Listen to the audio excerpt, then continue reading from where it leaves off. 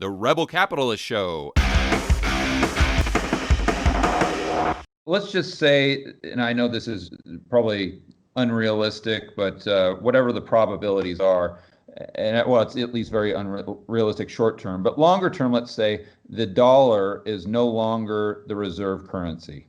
So if we could just wave the magic wand and boom, the dollar's no longer seen as this global reserve currency, what happens to the U.S. economy? Well, I don't think I buy the premise of the question because the one doesn't necessarily follow the other. You can't just wave a wand and the dollar is no longer value. We talk about exorbitant privilege, right? So what types of exorbitant privilege has the United States had since Bretton Woods that people would understand just looking at the economy as it exists today? I'm not sure it's an exorbitant privilege. I think it's an exorbitant burden. But I think really you can't realistically expect to go from A exactly to B. In other words, whatever the next reserve currency regime is going to be, there's going to be a transition phase, and we shouldn't automatically assume that because the dollar might be replaced, that it will be bad for the U.S. economy. I mean, yeah, okay, so we don't price oil in U.S. dollars anymore. Is that necessarily a bad thing? Well, it could be if you're, specifically benefiting from that arrangement. But we have to look at in terms of the entire systemic process is that by moving to a reserve currency regime that actually works, it might unlock other areas of growth that are previously unappreciated. We might have an economic boom in industries and areas that we don't have now. So it might be that we move from a reserve currency. It's not harmful to the U.S. It's beneficial to everyone. And so that's why, I'm not rejecting necessarily your premise. I think that we have to think about these things in a more comprehensive fashion because, the way things are now with the U.S. dollar unofficially or officially the reserve currency, the euro dollar, the actual reserve currency, and that it doesn't work, and it's causing all this economic disruption and dysfunction. That just ditching the system as it is now and transitioning this to anything else, almost anything else, might be better for everyone. Well, that's an interesting take. Yeah, I was looking at it more at surface level, just thinking, okay, over the last, 40, 50 years, we've probably had lower interest rates, which would mean maybe higher home prices and, maybe higher stock prices. The dollar has been, call it maybe artificially overvalued relative to other currencies because there's more demand for it outside the U.S. economy. Therefore, how does that trickle down throughout the domestic economy? That's kind of what I was trying to think through. But your point, if I'm hearing you correctly, is that although there may be some downside, there may be some upside that we don't even know about that would act as a counterbalance. I would even go one further, George. I would say that if we had a better reserve currency regime instituted in the 60s and 70s when it should have been, then we might have had better quality growth this entire time. We might have had interest rates where they are, housing prices where they are, but no bubbles, no credit growth. We might have had a better quality of economy and economic trends leading up to 2007, 2008, such that 2007 and 2008 never happened.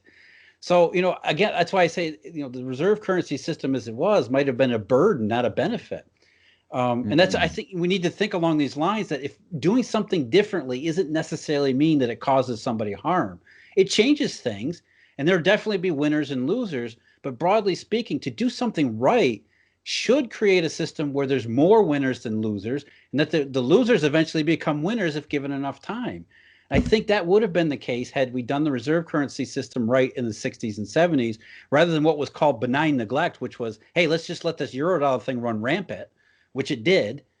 Rather than do that, to do something more inherently stable and sound, we might have had a better, the 1990s are supposed to be this, apex of economic growth, this level of prosperity that we should aim to, but it might have been even better. It might have been more sustainable, which was what we were told in the 90s, was that this new economy promise was supposed to continue that kind of economic environment rather than just end it. So, I think there's more to the story than that. What would have made the system better? You talk about going back to Bretton Woods and that if the system would have been different, maybe it would have been better. but what specifically would have made the euro dollar system better? And then maybe we can backtrack and kind of help the viewers and listeners understand how the Bretton Woods system brought on the birth of the euro dollar system, and then take that through 2008 and the whole thing being broken. Yeah, and that's an interesting question, because I think, first of all, the Bretton Woods system was, the pendulum swung way too far to the other direction, which was, we had this background behind it, which was, globalizing economy, tremendous amount of innovation that wanted to be unlocked. You had the destruction of World War II, all of these things that combined to where we needed a reserve currency to function, to allow this globalization, this trend globally to happen, this positive trend that was a benefit to everyone around the world, which required an amount of currency that the U.S. couldn't supply under the Bretton Woods standards, which was to make U.S. dollar physical currency, U.S. dollars, convertible into gold, which was limited. But the reason that we had that convertibility, and the reason it was limited by gold, was because you needed to inject some kind of discipline onto the system, so that it wouldn't get out of its original mission, which was to supply currency to provide this grease to the wheels, so to speak. And so the Bretton Woods system was too restrictive. It didn't supply enough currency to the rest of the world so that it could fluidly continue down this path to globalization and increase trade. And what the Eurodollar system was, it threw off the restrictions of gold and went in the complete opposite direction, to where there was no restraint, there was no discipline at all. It simply just became, especially in the 90s and 2000s, it became the object just was simply to get bigger, bigger, bigger, no matter how insane you did it.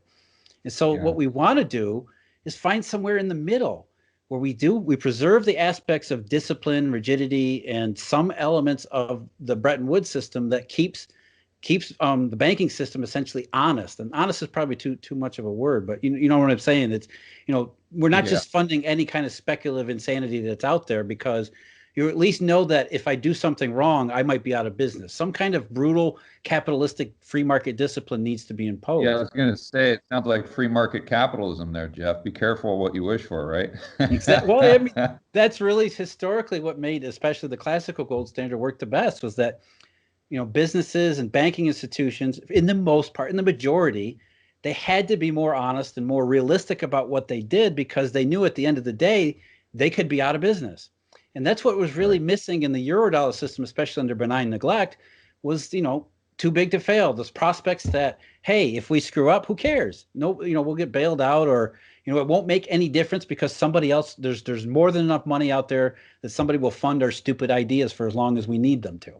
And so we need to go back to somewhere in the middle where we have some level of discipline, but yet able to supply enough monetary currency that the system is not too constrained and held back, which is what we've seen since 2007 and 2008, because the pendulum swung way too far in the other direction again. It's almost like we're back to the Great Depression era, where the monetary system is a drag on everything rather than a tool to allow economic growth to happen, and to happen in a sustainable fashion. Yeah, see, but what's crazy about that argument, Jeff, is it sounds very much like an MMT type of argument, where, that's kind of their thing, is that we should just allow the powers of fiat currency to unleash the growth potential of the U.S. economy as this sovereign nation that can print its own money. I know that's not what you're saying. But no, but you're making a really good point, though. It does sound like it's a similar thing, but there's a huge difference. The difference is the MMTers are saying that decision about the money supply and the level of monetary resources systemically should be made by some enlightened philosopher sitting in some central bank office somewhere, who is, has all of this, computer screens all over, and is monitoring the system, and supposedly under this technocratic ideal, which is unrealistic. It's not going to have, you're not going to have one person be able to make enough of a right decision for, and I hate to use the term right, but enough of a decision to create a stable equilibrium for the most complex, dynamic economy that humans have ever seen. By the way, that economy is no longer a national economy.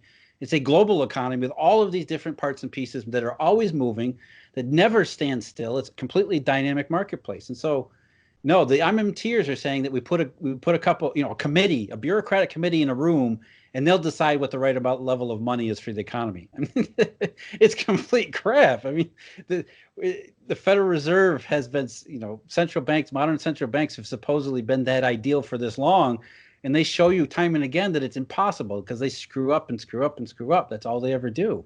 What I'm saying is that we regulate the money supply, not we. The money supply is regulated by decentralized processes. The markets tell you when there's enough money, when there's not enough money.